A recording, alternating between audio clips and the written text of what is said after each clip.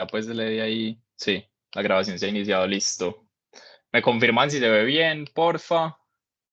Sí, se Está ve súper bien. bien. Sí, Listo, entonces vamos a hablar pues el día de hoy de terapia antineoplásica y reuma, específicamente de los efectos adversos reumatológicos de los inhibidores de checkpoint. Yo soy Juan José Amaya, residente de primer año de dolor y cuidado paliativo. Y esto es como lo que traemos el día de hoy, una introducción a los inhibidores de checkpoint, los checkpoint en Colombia, cuáles son los mecanismos de estos efectos adversos, cuáles son específicamente los efectos adversos reumatológicos, que es en los que nos vamos a centrar, cortes y alguna evidencia reciente, pues les voy a ir mostrando a lo largo de la charla que esto se ha ido formando pues muy recientemente la evidencia y todavía no es muy sólida, pero pues traje como lo más grande que hay, el tratamiento de los efectos, algunas perspectivas futuras y las conclusiones. Entonces, primero, como introducción, quise traer esto. Esta es la portada de la revista Science de 2013, que le da su premio, pues, como del descubrimiento del año a la inmunoterapia de cáncer, aunque realmente esto pues, se venía hablando desde la década de los 90, fue como más o menos en la década del 2010 en adelante que se empieza a hablar pues, más fuertemente y clínicamente de esto.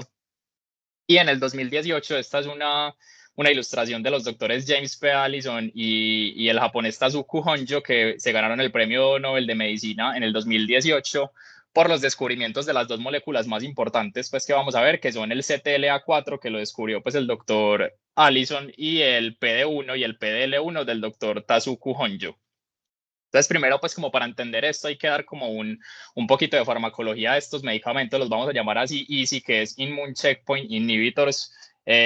Básicamente, tenemos que tener en cuenta estos dos receptores principales que son el PD1 y el CTLA4. Esos receptores están en los linfocitos T y lo que van a hacer, como les muestro acá en la imagen, es que son receptores inhibitorios que actúan como un punto de control, o sea, que regulan la respuesta inmune para que no haya como una sobreactivación, una activación exagerada de estas células. Entonces aquí el PD1 se une a su ligando, que es el PDL1, y van a generar que estos linfocitos T se vuelvan como un fenotipo que se llama exhausto, en donde tienen una menor respuesta inmunológica, y el CTLA4 se une con su correceptor, que es el CD8086, y eso va a generar que los linfocitos T estén desactivados. Entonces, normalmente esto es como un mecanismo de defensa que tiene el cuerpo para que se regule a la baja la respuesta inmune, pero lo que pasa algunas veces es que las células tumorales pueden expresar estos receptores y como engañar al sistema inmune, induciendo tolerancia, que las células T tengan una menor respuesta y por ende pues favoreciendo el crecimiento tumoral.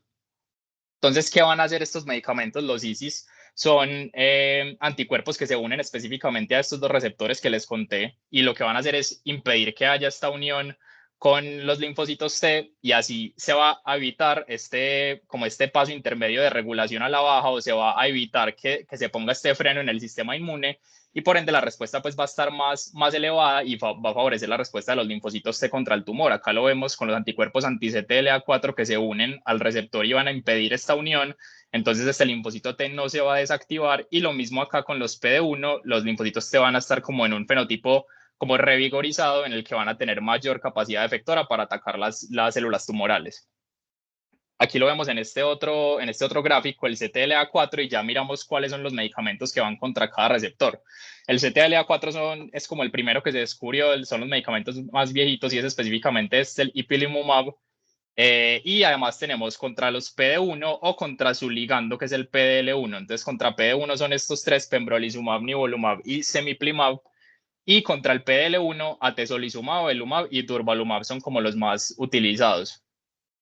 Esta es como una tablita de cuándo se aprobaron estos medicamentos y cuál es su blanco, como ya lo mencionábamos. Vean que todo esto pues realmente es muy reciente. El más viejito de pronto es el ipilimumab, que está desde 2010 aprobado y es el único CTLA4, pero el resto son PD1 y son un poquito más recientes. Y esto es de aquí de Colombia, que son las indicaciones que tenemos específicamente aprobadas para el uso de estos medicamentos. Entonces vean que no son específicos dirigidos contra un órgano, sino que como su función es como reactivar el sistema inmune y aumentar su función, entonces pueden ir contra diferentes tipos de tumores: cabeza y cuello, cáncer de seno triple negativo, carcinoma gástrico, linfomas, cervicales, melanomas. Bueno, realmente muchas indicaciones que tenemos que van a hacer que estos medicamentos cada vez sean más utilizados. Y esto es simplemente un ejemplo como de cuál es la eficacia de estos medicamentos. Este es el estudio de nivolumab más ipilimumab comparado contra nivolumab solo o ipilimumab solo en el tratamiento de pacientes con melanoma.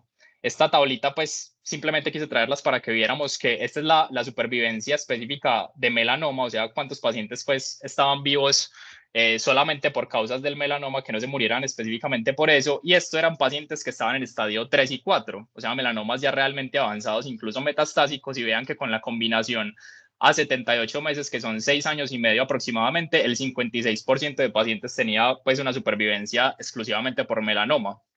Entonces esto pues realmente ha cambiado como el panorama de estos medicamentos, de estas pacientes, perdón, de forma importante. ¿Cuáles tenemos entonces en Colombia? Aquí aprobados por el INVIMA tenemos ipilimumab, que es el CTLA4, nivolumab y pembrolizumab PD1 y atezolizumab, durvalumab y avelumab, que son PD1L. Estas son como las presentaciones, obviamente pues medicamentos de súper alto costo, pero que están pues impactando en la mortalidad de los pacientes. Este es un estudio como para mostrarles que nosotros realmente estamos avanzando rápidamente. Esto es como de los nuevos registros sanitarios que dio el INVIMA durante la pandemia y vean que no nos estamos quedando muy detrás de Estados Unidos. Tenemos aquí, por ejemplo, en Estados Unidos por la FDA aprobado en mayo del 2020 y nosotros en agosto de 2020. Lo mismo en este mayo a diciembre, junio, agosto. Entonces, realmente todos estos medicamentos, cada vez que salen pues, nuevos en Estados Unidos, no es que haya mucho retraso para que lleguen acá a Colombia y por eso es que cada vez los estamos viendo más y pues personalmente yo que estoy mucho más en contacto con pacientes con neoplasias, pues los veo frecuentemente. Y también es importante ver que generalmente las indicaciones son pacientes muy avanzados. Vean que todos tienen irresecable metastásico, avanzado. Todas estas indicaciones pues realmente son como para pacientes muy avanzados, entonces es otra cosa que debemos tener en cuenta. Entonces, cada vez tenemos más moléculas y cada vez se usan más frecuentemente, como les decía, y esto es porque la prevalencia del cáncer en Colombia y en general en todo el mundo sigue aumentando, cada vez pues hay pacientes más longevos. Por eso se traduce en que tengamos 9 aprobaciones nuevas del INVIMA como en el periodo de la pandemia y cada vez siguen saliendo más. Y esto también se traduce en una mayor oportunidad y beneficio para los pacientes. Vamos a hablar un poquito ahorita de las perspectivas futuras, pero hay más o menos 50 estudios registrados sobre nuevas moléculas con nuevos blancos, pero esto también se traduce en que hay pocos estudios en nuestra población, pocos estudios también como sobre su toxicidad y sobre las implicaciones que tienen estos medicamentos y también son poco conocidos por todos los especialistas. Entonces, las toxicidades clásicas de estos medicamentos, ya se las voy a mostrar como en una tablita, pero la mnemotecnia es que son todas las ITIS, porque como ya les dije, es una activación del sistema inmune, pero hay poca investigación al respecto aquí en nuestro país. Entonces, ¿cómo se dan realmente estos efectos adversos? Es importante saber primero que estos medicamentos pueden causar efectos adversos en todos los sistemas. Como les decía, que no son específicos para un tumor en X órgano, tampoco los efectos adversos son específicos en X órgano, sino que pueden ser generalizados y son efectos, como ya les he dicho, que van a ser mediados por el sistema inmune. También es importante mencionar que son relativamente comunes. Hasta el 75% de pacientes con CTLA4 y 30% de pacientes con PD1 van a generar efectos adversos y cuando se usan en combinación esto es mucho mayor. Y esto de que el CTLA4 pues, sea como entre comillas más tóxico, que genera más efectos adversos, es porque el CTLA4 participa como en un paso previo de los linfocitos cuando estos son todavía linfocitos T naive, mientras que el PD1 es cuando los linfocitos T ya son efectores, entonces ya tienen menos probabilidad de sensibilizarse contra antígenos propios. Estos efectos adversos también es importante para el tratamiento que los vamos a clasificar según el CTCAE, que es el Common Terminology Criteria for Adverse Effects, y la mayoría van a ser efectos leves, pero puede haber también efectos fatales. Entonces acá les traje pues la clasificación. Los grado 1 son leves, generalmente asintomáticos y no requieren ninguna intervención o intervenciones pues muy leves. Los grado 2 son moderados, requieren una intervención local o no invasiva. Los grado 3 son severos o pues médicamente significativos, pero no son inmediatamente pues amenazantes para la vida. Y los grado 4 sí tienen consecuencias que amenazan la vida y el grado 5 ya es cuando el paciente fallece pues en relación con ese efecto adverso. Entonces esto es muy importante porque nos va a dar como pautas para el tratamiento. Y esta tabla me pareció muy bacana porque nos trae todos los efectos adversos que pueden tener y nos los separan los no reumatológicos y los reumatológicos. Aquí pues vamos a hacer énfasis obviamente en los reumatológicos, pero simplemente para conocer los otros, como les decía, la mnemotecnia que son las itis, dermatitis, pancreatitis, hepatitis, miocarditis, uveitis, hipofisitis, neumonitis, nefritis, pues son como los efectos que podemos ver y los que nos atañen pues el día de hoy, que son los reumáticos, es escleroderma, miositis, artritis inflamatoria, vasculitis, síndrome de Zika, polimialgia reumática, sarcoidosis son como los más frecuentes, pero casi que cualquier enfermedad reumatológica puede ser como simulada por estos medicamentos. Entonces, como ya les decía, estos efectos adversos van a simular las enfermedades que las vamos a llamar clásicas reumatológicas. Han sido de difícil caracterización en la literatura porque generalmente en los oncólogos no hay como que se ponen de acuerdo en los términos de artritis, artralgia, miositis, mialgia. Entonces muchos de estos pacientes terminan siendo subreportados y esto genera que en la literatura los efectos adversos también estén siendo subreportados.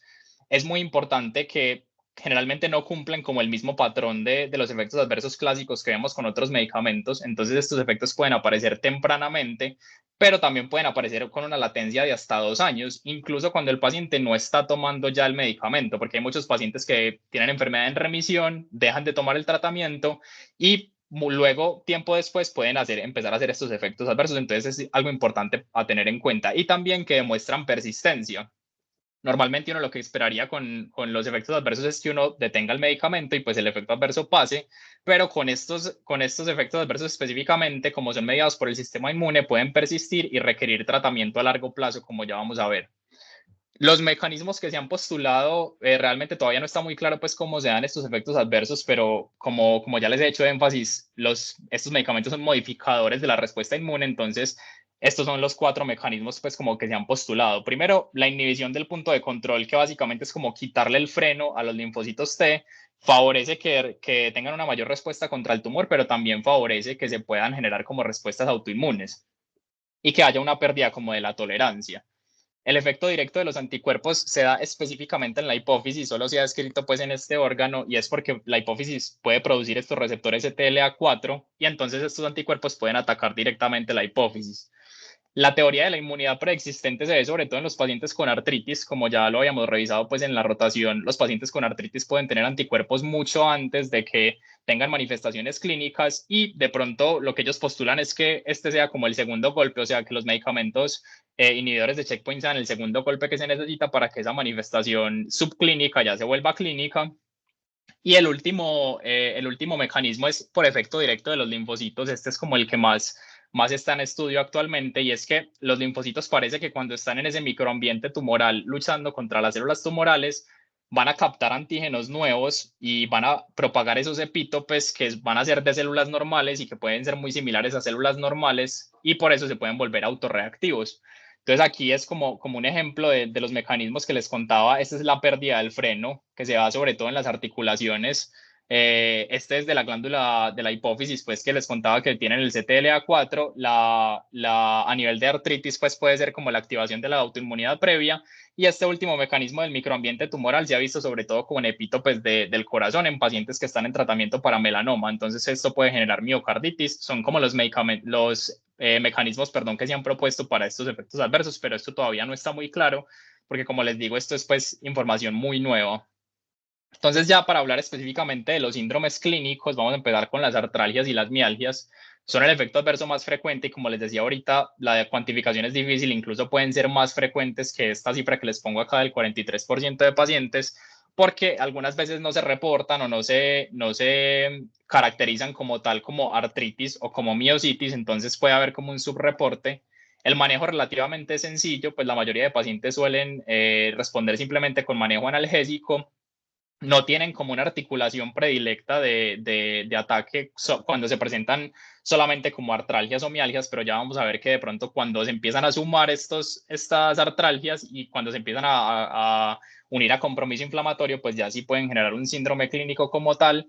Y algunos estudios es llamativo que dicen que la presencia de estos síntomas se relaciona con una mejor respuesta tumoral. Entonces, si el paciente empieza a hacer artralgias, pudiera ser, esto no está del todo claro, pero pudiera ser que está haciendo una mejor respuesta contra el tumor. Ya cuando se empiezan a sumar pues artralgias y cuando se convierten en artritis, podemos tener un síndrome de artritis inflamatoria que puede ser muy similar a una artritis reumatoide o a una espondiloartritis.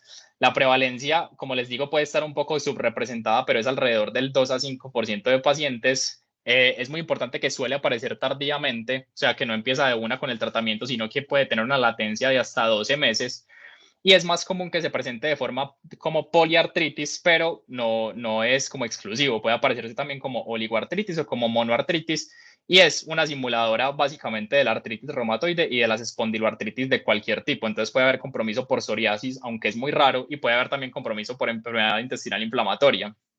Estas, a diferencia de las artralgias y las mialgias, sí tienen como una articulación que más afecta, que es las manos, muy similar a una artritis reumatoide. Ya les voy a mostrar una cohorte de pacientes y algunos pacientes también incluso pueden tener como artritis reactiva con uretritis, conjuntivitis. ¿Qué nos va a servir para hacer la diferencia? Es que la mayoría de pacientes tienen anticuerpos y HLA-27, pues aquí factor reumatoide y anti-CCP negativos, aunque esto no es una regla general porque se ha visto que hay un subgrupo pequeño de pacientes que puede tener anticuerpos positivos. Y otra diferencia es que las erosiones en este tipo de pacientes que son por efecto adverso del medicamento son muy raras. Esta es entonces una cohorte de artritis inflamatoria y síndrome Zika, que ya vamos a hablar de él.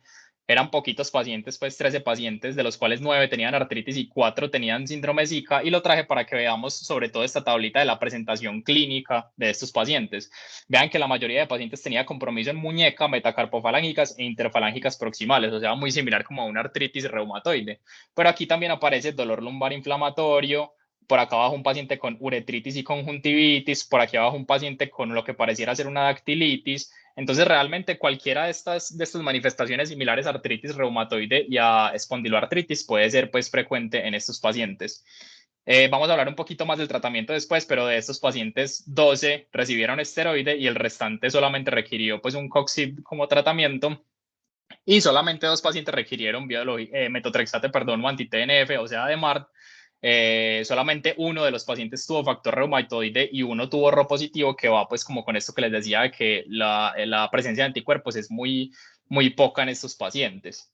Y este artículo del doctor Gómez Puerta me pareció pues muy importante porque nos trae todo el diagnóstico diferencial que tenemos que hacer en los pacientes que se presentan con artritis. Entonces puede haber desórdenes inflamatorios. No, ahorita les voy a mostrar también una cohorte que tenía un paciente con artritis por cristales, pero siempre en estos pacientes pues que tengan neoplasia hay que descartar que no sea un paraneoplásico. Ellos también pueden tener alteraciones mecánicas, otros síndromes de dolor crónico, muy frecuente la fibromialgia pues en estos pacientes. Siempre que sea oligoartritis, monoartritis, el enfoque pues es normal como si fuera una monoartritis. No es primero pensar en que sea por inhibidor de checkpoint, sino pues hacer el enfoque normal que tenemos. Y pues otras causas como enfermedades metabólicas o endocrinas, siempre tenemos que tener como un panorama amplio de los posibles diagnósticos diferenciales.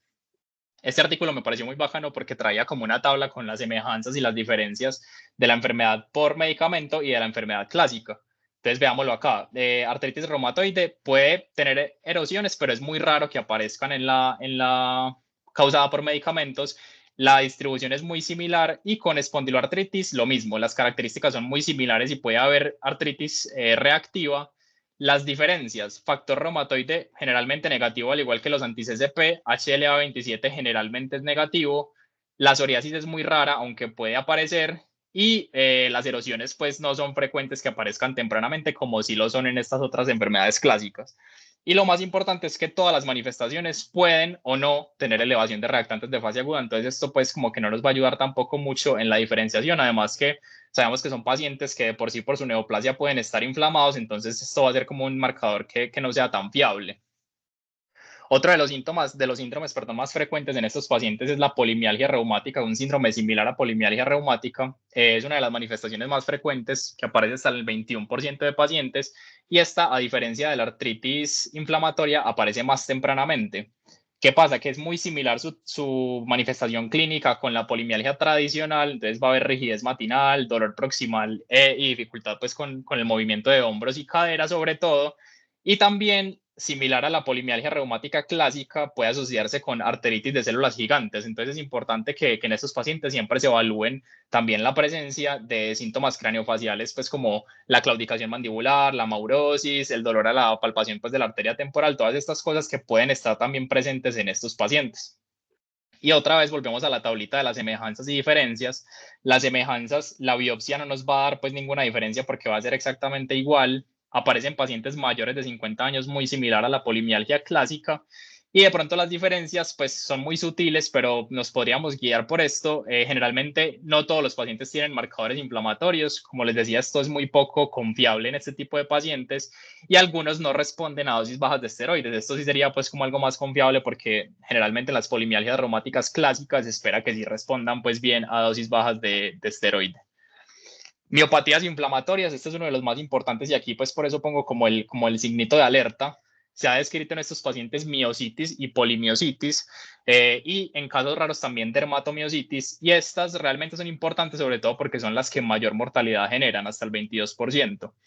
Estos pacientes, similar pues a las miopatías inflamatorias clásicas, pueden elevar la CPK, pueden hacer falla renal por rhabdomiolisis, suelen aparecer tempranamente. Esto es un factor que va a ser muy importante, sobre todo en el diagnóstico, generalmente en el primer mes del tratamiento. Afecta principalmente músculos proximales, pero es importante que pueda afectar músculos atípicos, entonces puede tener también compromiso vulvar y sobre todo, muy importante, compromiso cardíaco y compromiso respiratorio. La electromiografía y resonancia no nos van a servir para el diagnóstico diferencial con una miopatía pues clásica, y tampoco la biopsia. La biopsia va a ser pues muy similar en ambos casos, y esto es como lo importante que les decía: hay alto riesgo de mortalidad si se configura lo que ellos llaman triple M, que es el compromiso muscular, sobre todo respiratorio, miastenia y miocarditis. Entonces, en este caso vamos a requerir un tratamiento más agresivo, incluso el tratamiento pues hay como un apartado específico para esto. Y en la diferencia es que, como les he dicho, con todas estas otras, como estos otros síndromes relacionados con los medicamentos, la mayoría van a tener anticuerpos y el panel de anticuerpos va a ser negativo.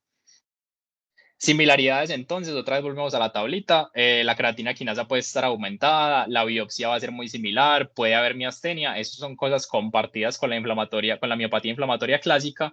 El rash clásico de la dermatomiositis, y en sí la dermatomiositis es rara, entonces las pápulas de Gottron pues no, uno no las esperaría en estos pacientes, y la respuesta a la inmunoglobulina intravenosa puede ser menos efectiva si es mediado por medicamentos, pero pues es una de las formas pues que tenemos para tratarlo.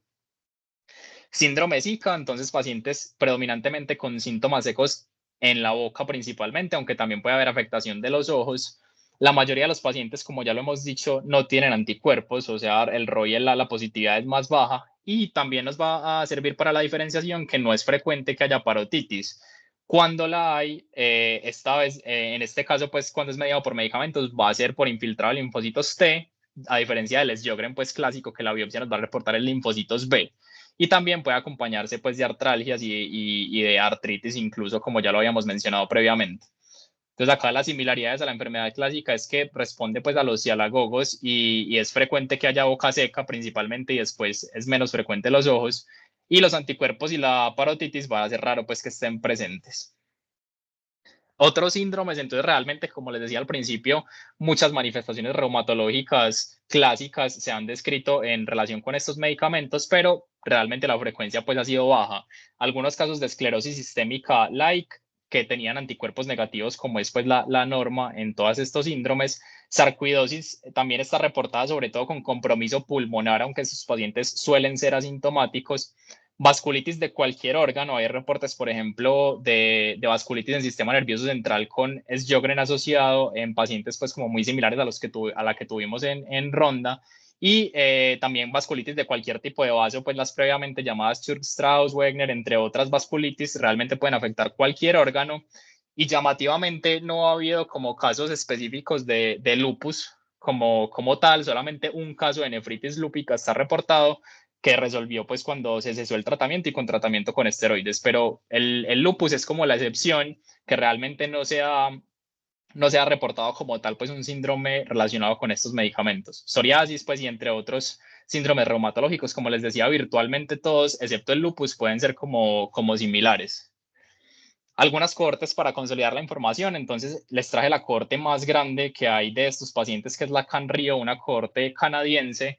Esta cohorte tenía 117 pacientes, en la cual se presentaron 136 eventos adversos reumatológicos, y veamos acá que lo más frecuente pues fue la poliartritis simétrica. Como les decía, de estos pacientes, de estos 45 que presentaron artritis, solamente 4 factor reumatoide positivo, 2 anti-CCP positivo y 1 erosiones. Entonces esto nos va a servir un poquito en el diagnóstico diferencial de este síndrome, pues que es el más común. Y 13 pacientes requirieron uso de esteroide prolongado, incluso después de terminar el tratamiento pues con el inhibidor de checkpoint. Entonces también es importante tener esto en cuenta.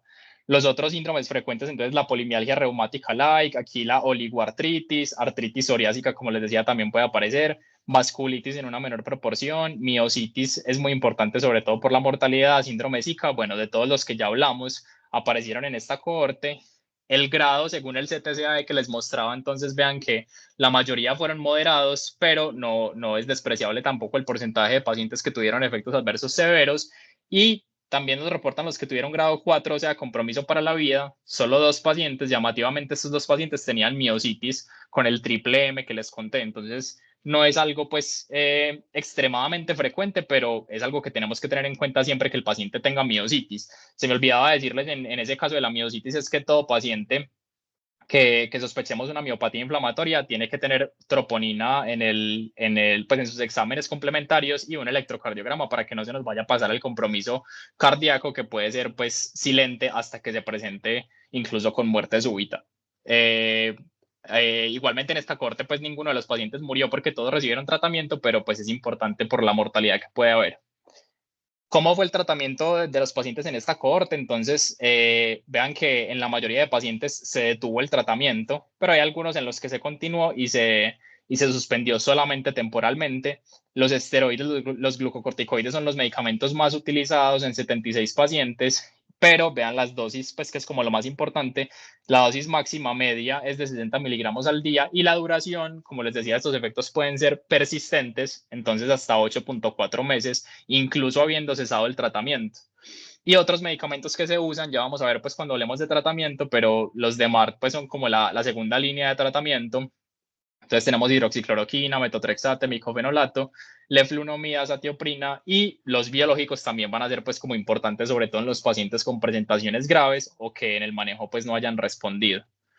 Esta es otra cohorte de España. Esta pues realmente solo nos reporta la mayoría de pacientes con artralgias y con artritis. La mayoría también solo requirió analgésico menor, pero de aquí es importante también el tiempo de exposición. Vean que algunos pacientes tenían hasta 75 semanas para que aparecieran los síntomas. Entonces, pues esto es importante tener en cuenta que no vamos a esperar que los síntomas aparezcan rápidamente. Y aquí un paciente con vasculitis leucocitoclástica que requirió esteroides sistémicos y este otro que les contaba ahorita de artritis por depósito de pirofosfato. Esta fue la única cohorte que encontré en Colombia. Este estudio publicado en la revista colombiana de reumatología, ellos miraron en general todos los efectos adversos relacionados con estos medicamentos, no solo los reumatológicos, pero aquí en la tablita pues nos muestran que el tiempo de tratamiento más o menos era de 12 meses para que iniciaran los síntomas. Entonces esto pues sigo recalcando que es muy importante que no generalmente no aparecen rápidamente. Síntomas musculoesqueléticos, artralgias 4 pacientes, mialgias 3 y artritis un solo paciente como tal con diagnóstico de artritis. En esta sí podemos confiar porque fue pues diagnosticado por reumatólogo y por acá abajo nos ponen una reacción de tipo sarcoide. Ellos no lo explican muy bien, simplemente dicen que tuvo compromiso pulmonar, pero no dicen pues como más de ese paciente.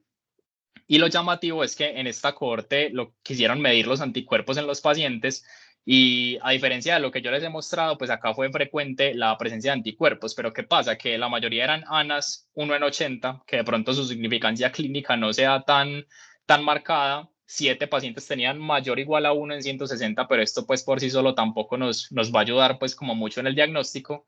3 tenían RO, 1 LA y 1 anti-CCP pues como dentro de los más importantes. Entonces, realmente ellos como lo que proponen al final es que podría ser que algunos anticuerpos nos vayan a servir en el futuro para prever estos efectos, pero requiere pues como más estudios, como lo vamos a ver ahorita, como en la parte de perspectivas futuras. Entonces, para el tratamiento, como les he venido diciendo, la evidencia pues realmente es poca, hay poca evidencia sólida.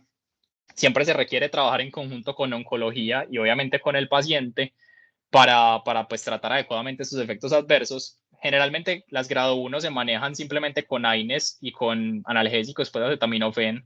Generalmente las maneja solamente el oncólogo, pero cuando son grado mayor o igual a 2, es importante que todas las guías, como les voy a mostrar, nos indican que requieren valoración por reumatología porque pueden pues, generar efectos adversos graves. El tratamiento dirigido, además de los AINES y de los analgésicos, va a ser con glucocorticoides como primera línea. Y si no hay respuesta, se pueden usar DMARDs, inicialmente convencionales sintéticos. Y si no hay respuesta o si los efectos son muy severos, los biológicos, que principalmente son los interleuquina 6 y los anti-TNF, son como los que más se han estudiado. Entonces yo traje como las dos guías grandes, que son la guía de la Asociación Americana de Oncología Clínica. Ellos los efectos reumatológicos los meten acá como en síntomas musculoesqueléticos. Aquí vemos que si son grado 1 se puede continuar el tratamiento y dar analgésicos pues o AINES. es fácil pues el tratamiento de estos pacientes grado 1. Los grado 2, considerar de tener el tratamiento, aunque no es pues obligatorio, pero se puede considerar según los síntomas.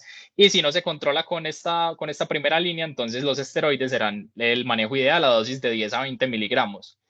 Lo ideal es que en estos pacientes rápidamente se disminuya la dosis en las siguientes 4 a 6 semanas a dosis menores de 10 miligramos al día, porque se ha visto que de pronto con dosis mayores a estos 10 miligramos puede haber una alteración en la respuesta tumoral. Entonces, por eso ellos ponen como ese límite de 10 miligramos para hacer como la meta en esos pacientes.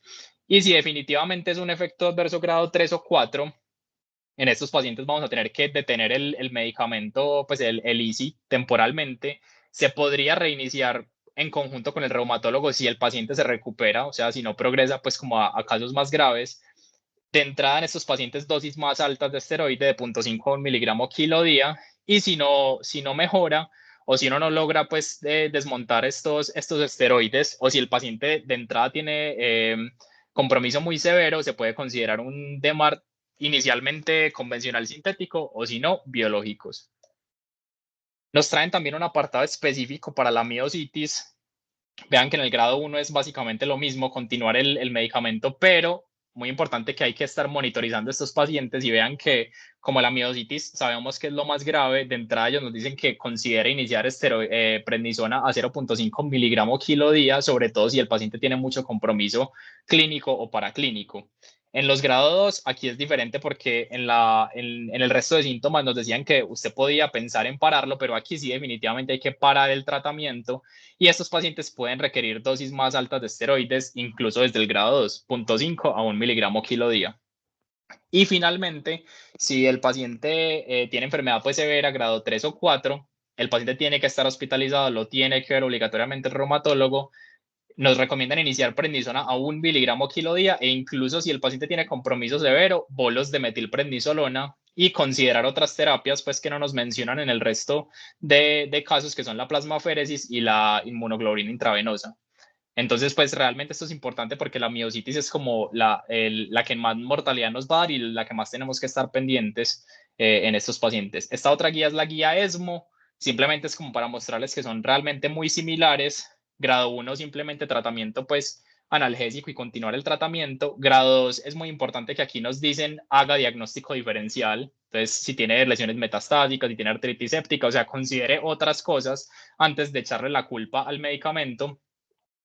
Y el resto, pues, como de tratamiento es realmente muy similar. Desde grado 2, la miositis la empezamos a considerar como grave, entonces 0.5 a 1 miligramo kilo día.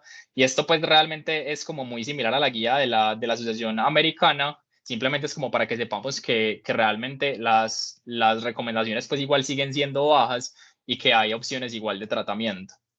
La ULAR también nos propone pues como algunos puntos básicos en el manejo de estos pacientes. Ellos nos traen estos 4 principios como generales que a mí personalmente me parecen pues como muy genéricos, al menos estos primeros 3. Pues el primero dice que los efectos adversos pueden ocurrir, pues sí, ya lo sabemos. El segundo, que el manejo tiene que ser basado en unas decisiones pues compartidas con el oncólogo, el paciente, el reumatólogo, sí, ya lo mencionamos.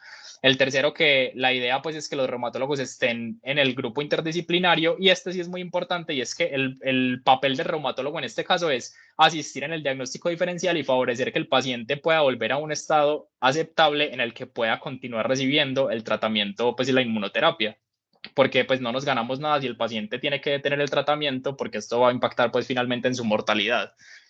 Y traje de las 10 recomendaciones que ellos nos dan, las que me parecieron más importantes. Entonces son, primero, el diagnóstico diferencial.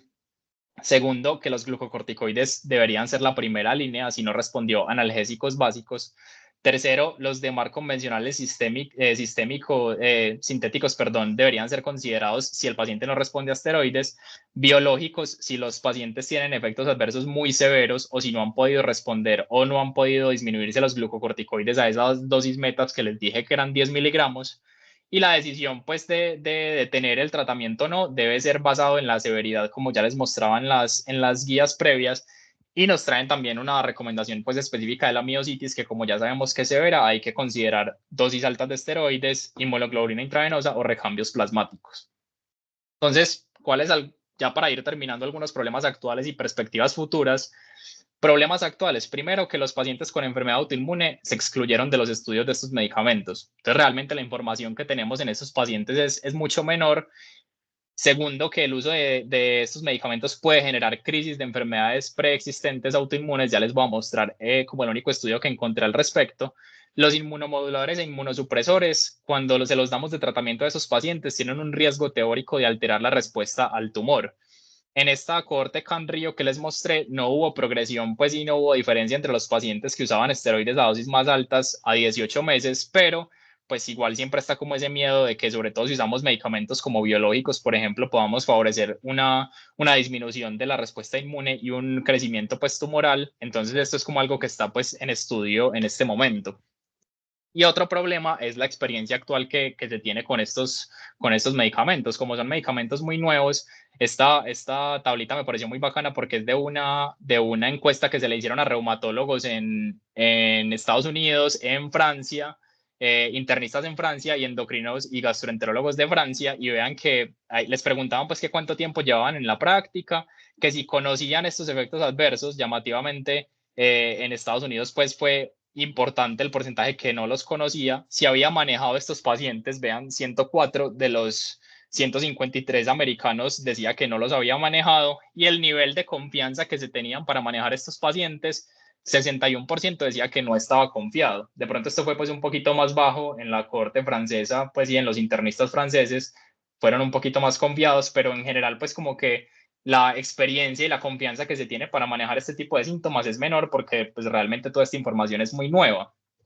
Este es el estudio que les contaba de medicamentos pues de ISIS en pacientes con autoinmunidad previa, y no lo traje todo, pero simplemente la conclusión es que 14.7% de pacientes tuvieron una crisis de su enfermedad de base, que es un número pues nada despreciable. O sea, es importante que estos pacientes pueden tener una crisis. Casi que 1 de cada 5, si tienen una enfermedad autoinmune de base, van a tener una crisis. El 21.3% desarrollaron efectos adversos, pues eso está como más o menos en el porcentaje de la población que desarrolla efectos adversos.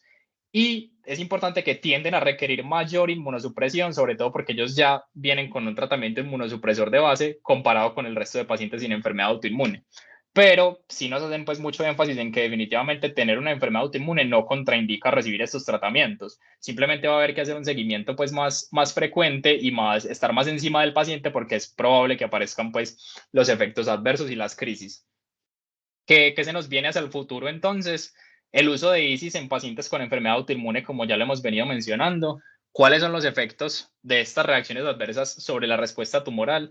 Definitivamente sí indica que hay una mayor respuesta o no. Esto es un tema pues todavía de debate. ¿Cuál es la respuesta tumoral en pacientes que reciben inmunosupresores y sobre todo en pacientes que reciben biológicos, que es como lo que más miedo nos da en este tipo de pacientes con neoplasias? Posibles biomarcadores y medición de anticuerpos para anticipar estos efectos adversos también se está estudiando, como les mostraba pues en la cohorte colombiana, y que cada vez vamos a ver más medicamentos nuevos con nuevos medicamentos, con nuevos mecanismos de acción y más efectos adversos. Esta es la última tabla de contenido la última publicación del Rheumatic Disease Clinics, y me pareció pues como muy llamativo que todos los artículos son de inhibidores de checkpoint. Es la última edición, pues esto lo saqué hace una semana. Vean que ni siquiera pues se ha publicado, pero la mayoría de estos estudios, incluso por acá está el del doctor Gómez Puerta que revisamos, la mayoría de estos estudios son como sobre eso. Entonces realmente esto es lo que se está investigando a futuro, porque cada vez más vamos a ver este tipo de medicamentos en los pacientes, y es necesario que todos los especialistas que tengamos contacto con este tipo de pacientes estemos familiarizados, y sobre todo para dar una remisión rápida a reumatología. Esto es lo que se nos viene a futuro. Entonces, nuevos medicamentos ISIS contra otros blancos de los linfocitos T, anticuerpos biespecíficos contra varios receptores, las vacunas contra el cáncer con virus oncolíticos, CAR-T que ya revisamos también. Todo esto, como se mete con el sistema inmune, va a hacer que cada vez sean más frecuentes este tipo de efectos adversos y que tengamos pues que estar pendientes de ello, y obviamente la investigación va hacia eso. Entonces, mis conclusiones pues después de hacer esta revisión es que cada vez esto va a ser más frecuente porque es más frecuente el uso de estos medicamentos, por ende cada vez más frecuente van a ser sus efectos adversos, y es importante, al menos para nosotros que no somos reumatólogos, conocerlos, sospecharlos y remitir al paciente tempranamente. Los efectos adversos pueden simular patologías reumatológicas. Es difícil a veces hacer esta diferencia, pero el tratamiento es muy similar, entonces en este caso podemos estar pues como un poquito más tranquilos y con la experiencia de los reumatólogos y cuidado sobre todo con la miositis que como ya vimos puede generar importante mortalidad. El tratamiento va a depender de la severidad, siendo siempre pues la piedra angular los glucocorticoides junto con otros inmunosupresores, también pues como de la mano de la experiencia de los reumatólogos. Y finalmente, como la información, perdón, todavía es escasa, se requieren más estudios, pues, que es lo que les mostraba de perspectivas futuras, pero mientras tanto, los reumatólogos y los oncólogos, pues, son parte integral del equipo y van a tener que estar trabajando siempre de la mano en los efectos adversos, pues, con este tipo de pacientes. Esto era básicamente la revisión que traía el día de hoy. No sé si haya preguntas, inquietudes, comentarios y nada, muchas gracias. Gracias, José. Suspende la grabación, porfa. Ay, pucha.